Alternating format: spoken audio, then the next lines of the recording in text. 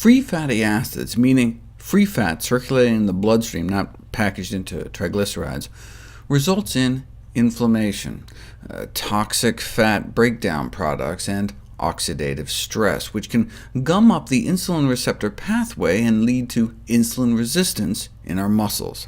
And insulin resistance is what causes prediabetes and type 2 diabetes.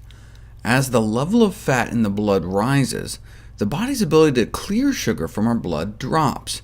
Where is this fat in our blood that's wreaking all this havoc coming from? It comes from the fat that we eat and the fat that we wear. The number of fat cells we have stays constant in adulthood. It's interesting, the way they figured this out is by measuring the amount of radioactive carbon trapped in our DNA from all the nuclear bomb tests. Anyway, after massive weight loss, our fat cells shrink as they offload fat, but the number stays the same. Conversely, when we gain weight, our fat cells just stretch as we pack more and more fat into each individual fat cell. So when our belly button thighs gets big, we're not adding more fat cells, we're just cramming more fat into each cell. And at a certain point, our fat cells become so bloated that they spill fat back into the bloodstream. This is an illustration of the so-called spillover effect.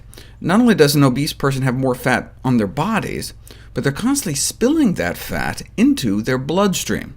So that could be the link between obesity and diabetes. Fat is spilling out from our fat cells and gets lodged in our muscle cells, leading to the insulin resistance that promotes the onset of type 2 diabetes. Or the fat can enter our bloodstream through our mouth. If you put people on a low-carb diet, fat builds up in their muscles within 2 hours, compared to a low-fat diet, and insulin sensitivity drops. And the more fat in the muscle, the lower the ability to clear sugar from the blood. It doesn't take years for this to happen. Just hours after fatty foods go into our mouths, our body has problems using insulin. A fat-rich diet can increase fat in the blood, and this increase is accompanied by a decrease in insulin sensitivity. Studies clearly demonstrate that the fat in the blood directly inhibits blood sugar transport and usage in our muscles, which is responsible for clearing about 85% of the sugar out of our blood. These findings also indicate an important role of nutrition, particularly increased consumption of fat, for the development of insulin resistance.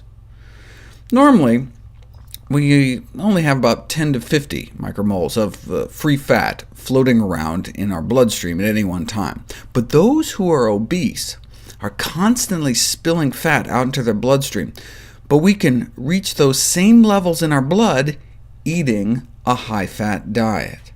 So a skinny person eating a low-carb diet can have the same level of fat in their blood as obese people do. Similarly, being obese is like eating some horrible bacon and butter diet all day, because obese persons are constantly spilling fat into their bloodstream no matter what goes in their mouth.